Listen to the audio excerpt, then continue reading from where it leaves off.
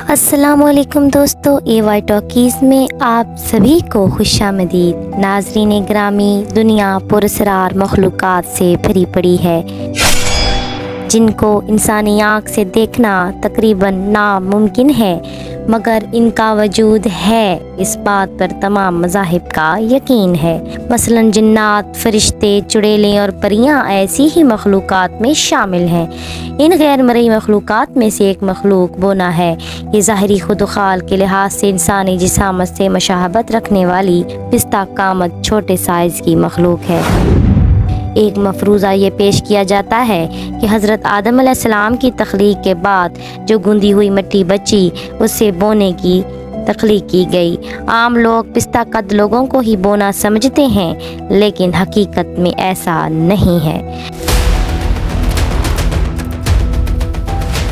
یہ زمین کی انتہائی گہرائیوں میں، کنوؤں میں، غاروں میں، دریاؤں اور نہروں کے غیر آباد کناروں پر اپنی بستیاں بساتے ہیں۔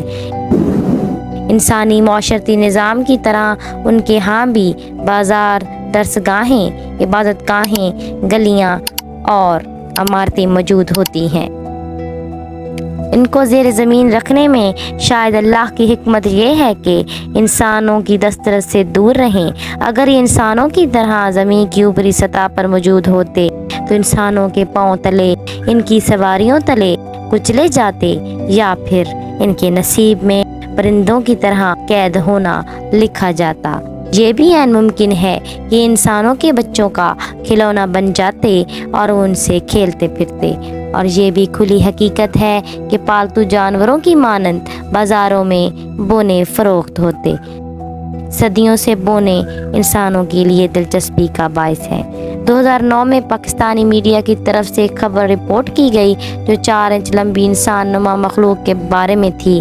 کسی علاقے میں گھر کی کھدائی کے دوران ایک 4 انچ لمبی بونے نما مخلوق کو مزدوروں نے ادھر ادھر بھاگتے دیکھا، لیکن بدقسمتی کی بات یہ ہے وہاں موجود بچوں نے اس کو پتھر مار مار کر مار دیا، لیکن بعض کے خیال میں گرم اینٹوں کی وجہ سے اس کی موت واقع ہو گئی۔ اس بونے نما مخلوق کی تصاویر اور ویڈیوز آج بھی انٹرنیٹ پر موجود ہیں۔ اس بونے کے متعلق بعد میں مختلف مفروضے بھی مشہور ہوئے۔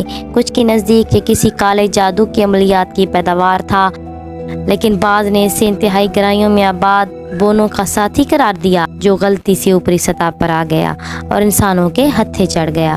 بہرحال یہ کوئی بھی مخلوق تھی، اس پر جامع تحقیق ہونا ضروری تھا، بجائے اس کے اس کو دفن کر دیتے۔ مصنف یحییٰ نے اپنی کتاب میں ایک واقعہ ذکر کیا ہے کہ بادشاہ شاہ جہان کے دور کی بات ہے کہ ایسا انوکھا واقعہ پیش آیا۔ ہوا کچھ یوں کہ بادشاہ شاہ جہان اپنی بیوی ملکہ ممتاز بیگم کی خواہش پر شاہی قلعہ میں ایک دلکش آئینہ خانہ بنوا رہا تھا، جس میں زیر زمین شاہی خوابگاہ، تاخانے اور فواروں کی تعمیر بھی شامل تھی۔ اس تعمیر کے لیے زمین کی بہت کھدائی کی گئی اور خوبصورت شیش محل قائم ہوا۔ اچانک ایک رات ناقابل یقین واقعہ پیش آیا۔ رات کے آخری پہر نہایت چھوٹی جسامت کے کچھ بونے ایک کھٹولی لے کر بادشاہ کی خدمت میں حاضر ہوئے۔ اس کھٹولی پر سفید داڑھی والے بزرگ نہایت جلال و وقار کے ساتھ برجمان تھے۔ بادشاہ نے ننھے سید بونے بابا کے ہاتھ پر بوسہ دیا اور عزت کے ساتھ کھٹولی کو اپنے تخت پر رکھ کر خود احترام کے ساتھ اس کے سامنے بیٹھ گئے۔ اس بزرگ بونے نے عرض کی کہ بادشاہ سلامت، آپ کے شیش محل کی تعمیر جس ٹیلے پر ہوئی اس کے نیچے ہماری بستیاں آباد ہیں۔ اس قدر گہری کھدائی کی گئی کہ ہماری بستیاں شدید خطرے میں ہیں۔ ہمارے کچھ ساتھیوں کی شہادت بھی ہو چکی ہے، لیکن ہم نے صبر کر لیا، مگر اب بات بہت آگے بڑھ چکی۔ ہمارے جد امجد سید سبحانی کے مزار کا ایک حصہ منہدم ہو گیا اور ہماری قدیم راہ گزر بھی برباد ہوئی ہے۔ ہمارا مزید نقصان ہم برداشت نہیں کریں گے۔ بادشاہ شاہ جہان نے شدید ندامت کا اظہار کیا اور اس کے ساتھ ساتھ ہیرے جواہرات اور قرآن پاک کے بیش بہا نسخے کو سید بابا کی خدمت میں پیش کیا اور نقصانات کے ازالے کا وعدہ کیا اور اس ملاقات کو صیغہ راز میں رکھنے کا وعدہ بھی کیا۔ पाकिस्तान के शहर रावलपिंडी के कटियारा पुल के करीब एक शख्स ने रात के वक्त गाड़ी की हेडलाइट्स में बोने को सड़क पार करते देखा तो ना सिर्फ पाकिस्तान बल्कि पूरी दुनिया में एक तहलका मच गया और पूरी दुनिया से सयाह इस पुल पर जमा होने लगे। जमे गफीर की वजह से ट्रैफिक जैम का मसला पैदा हुआ तो इंतज़ामिया को मजबूरन दफ़ा 144 नाफिज करना पड़ी।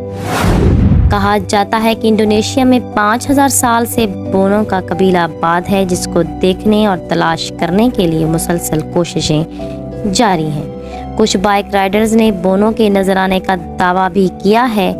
आयरलैंड के शमाल मगरबी साहिली इलाके में एक ऐसा गार दरियाफ्त किया गया है जिसका साइज़ एक दुकान जितना है और इसका दाखिली रास्ता दरख्तों और बड़ी चट्टानों से छुपा हुआ था।